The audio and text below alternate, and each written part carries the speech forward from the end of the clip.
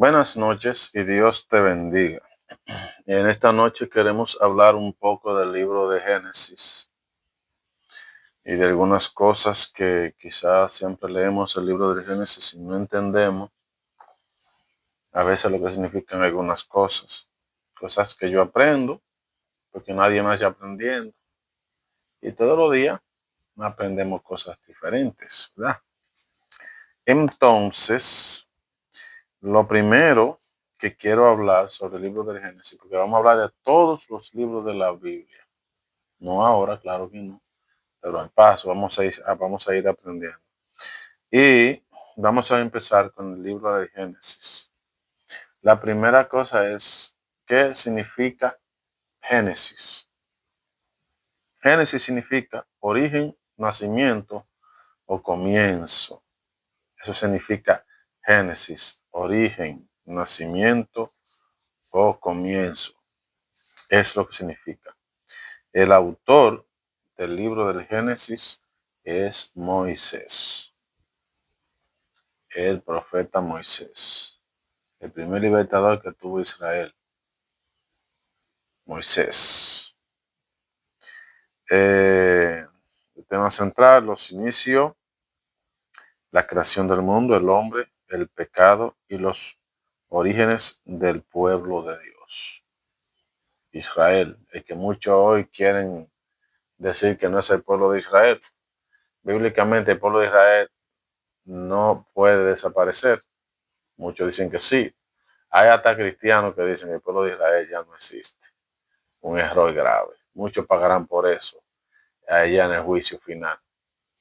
Los que dicen que ya el pueblo de Israel no existe es una gran blasfemia.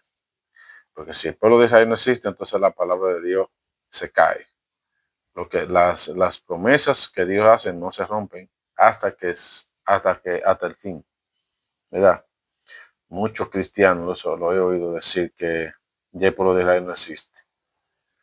Porque dicen que el pueblo de Dios ahora somos nosotros. Sí, nosotros somos pueblo de Dios, pero el pueblo de Israel es el pueblo de Israel. Y hay promesa para ese pueblo. Y Israel es el reloj profético de todas las profecías. Todas las profecías comienzan a cumplirse por ahí. La profecía no va a venir a cumplirse a República Dominicana, ni se van a venir a cumplir a Estados Unidos, no. Comienzan por ahí, por Israel. Dense cuenta que todos los ojos, y no hay un país en el mundo que tenga más enemigos que Israel. Porque es que Satanás está contra Israel desde el comienzo. Porque es que al enemigo no le conviene que el pueblo de Israel se vea como un foco profético, porque el enemigo lo que le interesa es engañar y que el hombre se mantenga engañado. Versículo clave: en el principio creó Dios los cielos y la tierra. Ese es el versículo clave pero, ese es el versículo clave del libro del Génesis. Dice acá, el libro se puede dividir en dos grandes partes. Primera parte, las primeras historias, desde el capítulo 1 hasta el 11 del libro de Génesis. Aquí vemos los orígenes de la humanidad en general. Número 1, la creación, capítulo 1, del 1 al 2. Dios lo crea todo de la nada, establece el orden. El ser humano es creado a imagen y semejanza de Dios y el descanso sabático. Son las cosas que Dios establece en el libro de Génesis. Esos son ahí vemos los mandamientos y las cosas que Dios establece. La caída, capítulo 3. Si tú estás en el capítulo 3 de Génesis, es la entrada del pecado y la desobediencia. Es la caída, es la caída de Adán y Eva. Consecuencia: dolor, trabajo difícil, separación de Dios. Es decir, los favores que tenían antes ya no lo tienen. Es decir, el apoyo que tenían antes directamente de Dios en persona, físicamente, desaparecen. Amén. Promesa: la semilla de la mujer que aplastará la cabeza de la serpiente. Profecía de Jesús. Caín y Abel, capítulo 4. El primer asesinato, ¿sabe que fue cometido por Caín? La expansión del mal en la tierra. Se expande es decir, desde que Caín mata a Abel se propaga lo que es la violencia y el pecado a nivel mundial. El diluvio, el diluvio y Noé, capítulo 6 y 9 del Génesis. La maldad del hombre es grande, pero no haya gracia. El arca y el pacto con Dios, el arco iris como señal.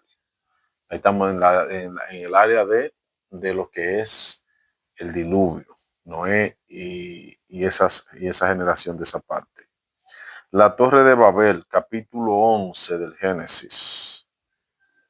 Todos conocemos la historia de la Torre de Babel, que intentaron llegar al cielo, ese era el plan.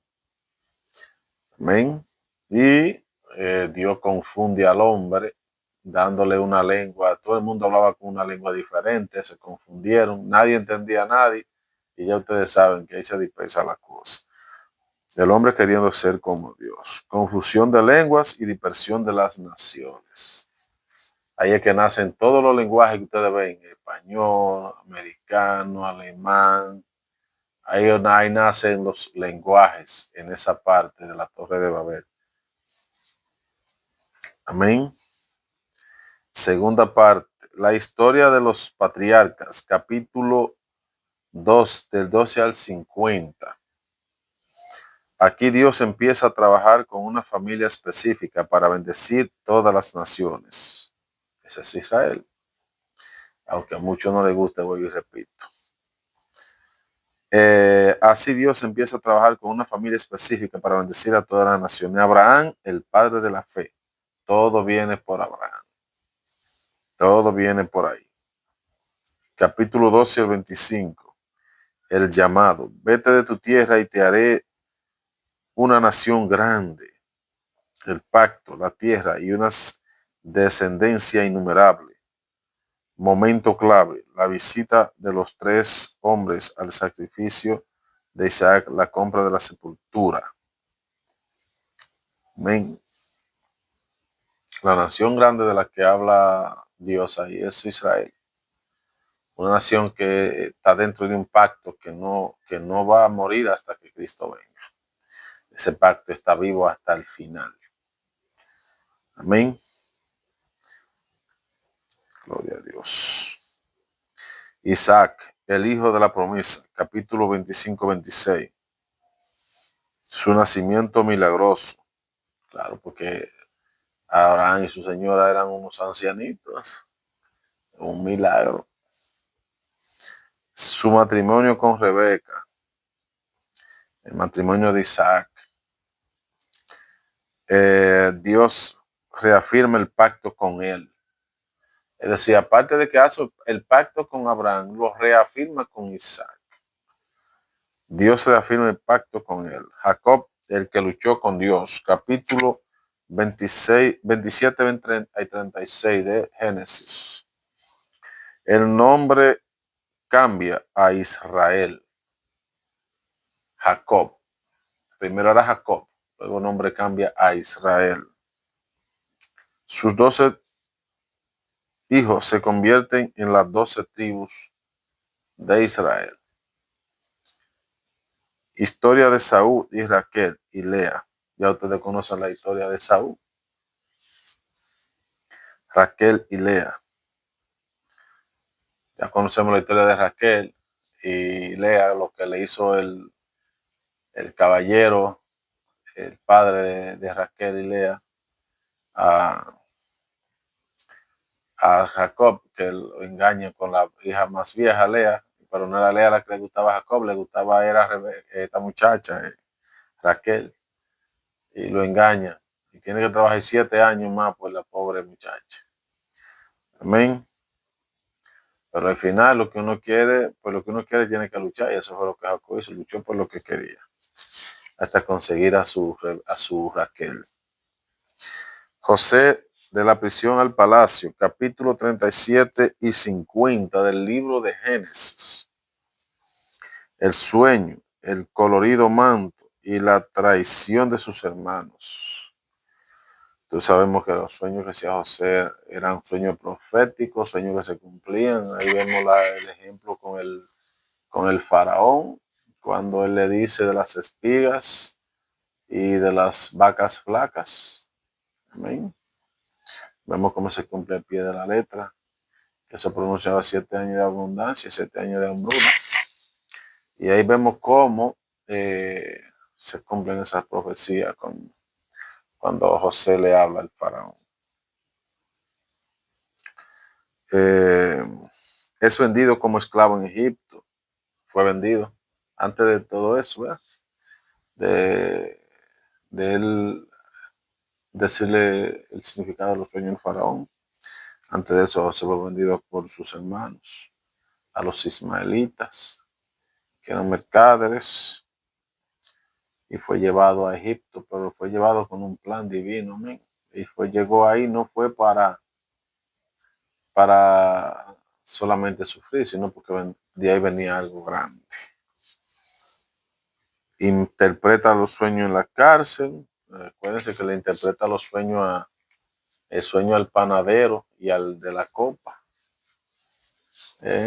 Ya sabemos lo que pasó con el panadero y qué pasó con el de la copa. Amén. Y se le cumplía en el sueño el panadero y se le cumplió ahí de la copa también. Aunque al panadero no le decía, al panadero no le fue tan bien. Pero el gobernador de Egipto y perdón a sus hermanos. Llegó a ser gobernador de Egipto y perdonó a sus hermanos por la traición que le hicieron, ¿verdad? Lo vendieron.